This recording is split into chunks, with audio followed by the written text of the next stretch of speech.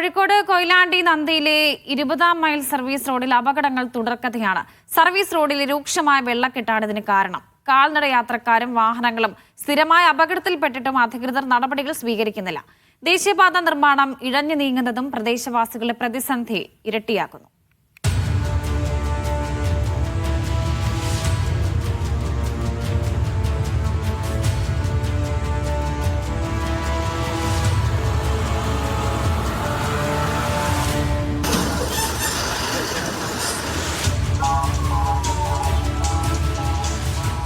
ഇരുപതാം മൈൽസ് മുതൽ നന്ദി ബസാർ വരെയുള്ള സർവീസ് റോഡാണ് വാഹനങ്ങൾക്കും കാൽനടയാത്രക്കാർക്കും അപകടക്കെണിയാകുന്നത്.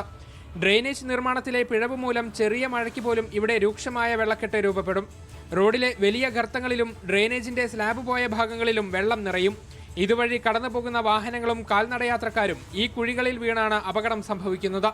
പലപ്പോഴും ആളുകൾ തലനാരിഴയ്ക്കാണ് രക്ഷപ്പെടുന്നത്. ഇവിടെ വളരെ ദയനീയമാണ്. ഞങ്ങൾ കഴിഞ്ഞുകൂടുന്നത് വളരെ വിഷമത്തിലാണ്. ഞങ്ങൾക്കൊരു സാധനം വേണം, നന്ദി പോകണം, പോയി തിക്കോടിക്കൂടി തിരിച്ചു വരണം. ഇത്രയും പാടുപെട്ടിട്ട് ഈ വെള്ളക്കെട്ടിൽ എങ്ങനെ ഞങ്ങൾ പോവുക? കുട്ടികളൊന്നും സ്കൂളിൽ പറഞ്ഞേക്കലില്ല. കാരണം ഇവിടെ കുഴിയിൽ ഞാൻ തന്നെ വീണു. കാരണം ബസ് ഇറങ്ങി തിരിയുമ്പോഴത്തേക്ക് കുഴിയാണ്. പെട്ടെന്നൊരു ബസ് വരുമ്പോൾ മാറാൻ കഴിയുന്നില്ല. അത്രയും ദയനീയം. ഒരാളും തിരിഞ്ഞു നോക്കുന്നില്ല.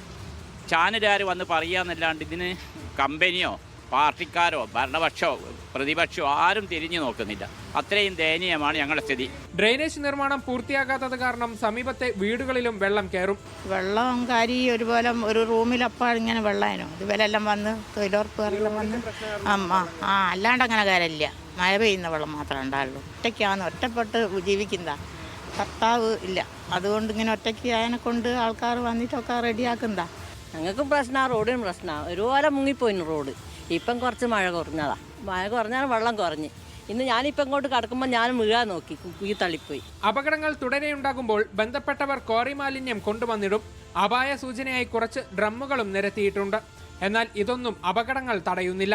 ഒരു വലിയ അപകടമുണ്ടാകേണ്ടി വന്നു, അധികൃതർക്ക് അടിയന്തര പരിഹാര നടപടികൾ സ്വീകരിക്കാനെന്ന പതിവ് വാചകം ഇവിടെ ഉപയോഗിക്കേണ്ടി വരരുത്. ഇവിടെ ഉണ്ടായേക്കാവുന്ന അപകടത്തിന്റെ വ്യാപ്തി നാട്ടുകാർ വ്യക്തമാക്കുന്നുണ്ട്. ഇത് കൃത്യമായി പരിഗണിച്ച ഒരു ഇടപെടൽ എത്രയും പെട്ടെന്ന് അധികൃതരുടെ ഭാഗത്തു നിന്നും ഉണ്ടാകണം. ക്യാമറ പേഴ്സൺ ഷബീർ കല്ലിലിനൊപ്പം നന്ദഗോപാൽ, മീഡിയ 1, കോഴിക്കോട്.